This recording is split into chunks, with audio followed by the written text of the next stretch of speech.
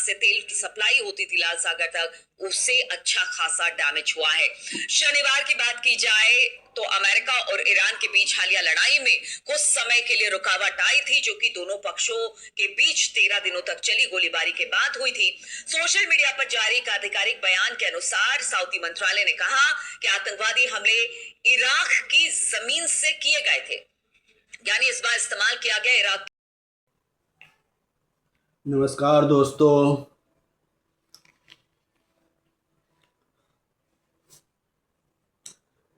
क्या भारत की अर्थव्यवस्था वाकई धीमी पड़ रही है? क्या आने वाले दिनों में महंगाई बढ़ेगी? क्या युवाओं के लिए रोजगार के अवसर कम हो सकते हैं? और सबसे बड़ा सवाल, क्या आम आदमी की जेब पर इसका क्या असर पड़ेगा?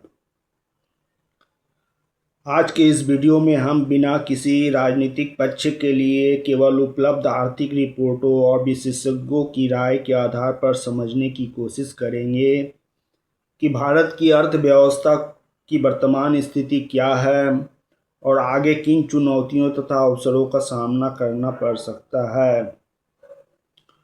तो वीडियो को अंत तक जरूर देखिए। हाल के दिनों में कुछ आर्थिक संस्थानों और विश्लेषक ने संकेत दिया है कि भारत की आर्थिक वृद्धि की रफ्तार पहले की तुलना में कुछ धीमी पड़ गई है। इसके पीछे कई कारण बताए जा रहे हैं। पहला है वैश्विक अर्थव्यवस्था में अनिश्चितता। सबसे पहले स्ट्रेट ऑफ हॉर्मुज पर नियंत्रण को लेकर बातचीत प्रारंभ करते हैं। 17 जून को अमेरिका और ईरान में संघर्ष विराम समझौते का स्पष्ट उल्लंघन होने से दोनों देशों में तनाव बढ़ गया है।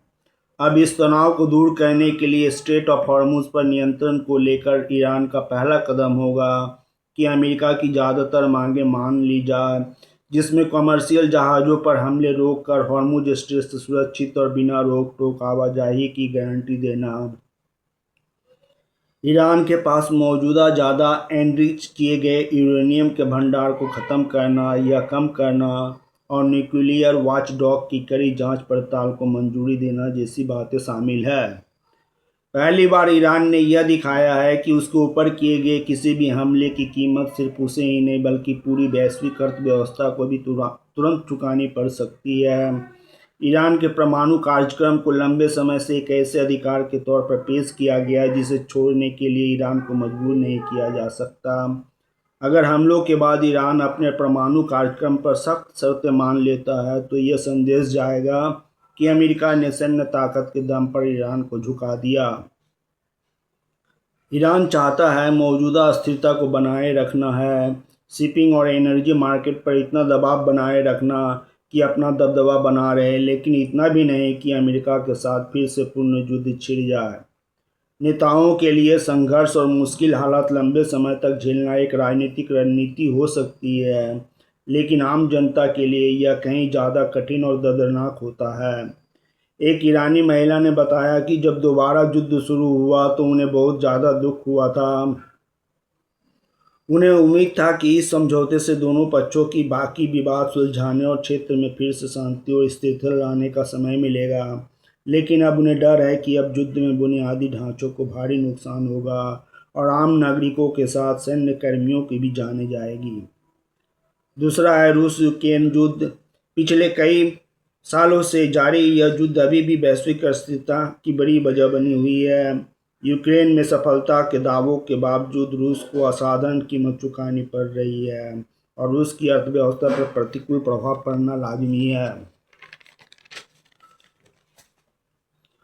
युद्ध के कारण रूस में बढ़ते बजट घाटे और भारी युद्ध को खर्च को पूरा करने के लिए 2026 के शुरुआती महीनों में अपना आधिकारिक भंडार से लगभग 44 मैट्रिक टन सोना बेचा है। इस तरह से देखा जाए वैश्विक अर्थव्यवस्था में एक विशाल अनिश्चितता बनी हुई है। इन सब कारणों से आर्थिक मंदी और महंगाई पूरे विश्व में छाई हुई है। वर्ल्ड इकोनॉमिक फोरम की रिपोर्ट के अनुसार 2026 में आर्थिक और भू राजनीतिक मोर्चे पर टकराव सबसे बड़ा खतरा बनकर उभरा है। हमारा देश भी इन सब कारणों से महंगाई की चपेट में आ गया है। पेट्रोल डीजल के दामों में भारी बढ़ोतरी हुई है, जिसके फलस्वरूप महंगाई भी बढ़ी है। हाल ही में नीट पेपर मामले में युवाओं का आक्रोश देखने को मिला। यह युवा आबादी तभी एसेट है जब उसके पास काम हो, लेकिन अभी देश की हालत ऐसी है जिसमें युवाओं के पास काम करने का अवसर नहीं मिल रहा है। आज सरकार को नई टेक्नोलॉजी और स्किल्स वाले रोजगार उन्मुख स्कूल कॉलेज को बढ़ावा देना होगा, तभी आगे चलकर रोजगार की समस्या का समाधान हो सकेगा। भारत को भी शिक्षा व्यवस्था में आमूल परिवर्तन कर तकनीकी रूप से मजबूत बनाना होगा। अगर शिक्षा व्यवस्था को आधुनिक, सस्ती, गुणवत्तापूर्ण और रोजगार से जोड़कर नहीं बनाया गया तो आने वाले समय में बेरोजगारी के चलते देश की अर्थव्यवस्था और बिगड़ सकती है। इसलिए अब समय है पूरे शिक्षा तंत्र के साथ परीक्षा प्रणाली में व्यापक सुधार किया जाना चाहिए, नहीं तो जंतर मंतर पर धरना देने वाले छात्रों की संख्या बढ़ती रहेगी, जिसका असर देश की अर्थव्यवस्था पर देखने को मिलेगा। आशा है प्रधानमंत्री जी नंदन नीलेकनी के नेतृत्व में जिस हाई पावर टास्क फोर्स का गठन किया है उसमें उन्हें जरूर सफलता मिलेगी। आज़ाद भारत में मोदी जी ने इसे गठन कर एक आदर्श प्रस्तुत किया है जिसे आज तक किसी प्रधानमंत्री ने नहीं कर पाया था, उसे उन्होंने कर दिखाया है, ताकि परीक्षाओं की पारदर्शिता, निष्पक्षता, विश्वसनीयता बनी रहे। इन सभी कारणों से भारत की अर्थव्यवस्था मौजूदा समय में भले ही धीमी हो गई हो, लेकिन भविष्य में इसकी गति बुलेट ट्रेन की तरह जरूर रफ्तार पकड़ लेगी, ये मुझे विश्वास है। हालांकि यह भी सच है कि भारत अभी भी दुनिया की तेजी से बढ़ती हुई बड़ी अर्थव्यवस्था में गिना जाता है। अब आते हैं इसका आम आदमी पर क्या असर पड़ सकता है। अगर आर्थिक विकास की गति धीमी होती है तो उसके कुछ संभावित प्रभाव हो सकते हैं। नई नौकरियों की रफ्तार कम हो सकती है, कुछ क्षेत्रों में निवेश धीमा पड़ सकता है, महंगाई का दबाव बढ़ सकता है, छोटे व्यापारी उद्योगों को चुनौतियों को सामना करना पड़ सकता है। लेकिन इसका मतलब यह नहीं कि देश आर्थिक संकट में है। अर्थव्यवस्था समय समय पर उतार चढ़ाव से गुजरती रहती है। सकारात्मक पक्ष भी समझिए। विशाल घरेलू बाजार, तेजी से बढ़ती डिजिटल अर्थव्यवस्था, मजबूत बैंकिंग व्यवस्था, इंफ्रास्ट्रक्चर पर लगातार निवेश, स्टार्टअप और तकनीकी क्षेत्र में बढ़ती संभावनाएं। इसी वजह से कई विशेषज्ञ मानते हैं कि यदि सही नीतियां जारी रहती है तो भारत दीर्घकाल में मजबूत स्थिति बनाए रख सकता है। अब सरकार के सामने सबसे बड़ी चुनौती है रोजगार बढ़ाना, महंगाई को नियंत्रित करना, निवेश आकर्षित करना, छोटे उद्योगों को मजबूत करना, किसानों और मध्यम वर्ग की आय को बढ़ाना। इन क्षेत्रों में बेहतर प्रदर्शन अर्थव्यवस्था को और मजबूती दे सकता है। इस तरह देखा जाए तो भारत की जीडीपी रैंकिंग गिरी है। वर्ष 2026 में भारत एक जटिल आर्थिक और भू राजनीतिक संकट का सामना कर रहा है, जो वर्ष 1991 के संकट के समान है।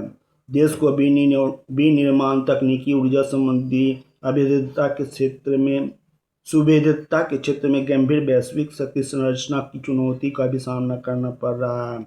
इन प्रोटोटाइप से आरंभ के लिए व्यापक घरेलू सुधार, प्रौद्योगिकी के क्षेत्र में आत्मनिर्भरता और क्वालकॉम के मानक कदम उठाना आवश्यक है। ऐसे समय में घबराने के बाद समझदारी से वित्तीय फैसले लेना अधिक महत्वपूर्ण है। अनावश्यक खर्च से बचें, बचत और निवेश की योजनाएं बनाएं, अपनी आय बढ़ाने के लिए नए कौशल सीखें। किसी भी आर्थिक अफवाह पर भरोसा करने से पहले विश्वसनीय स्रोतों से जानकारी लें।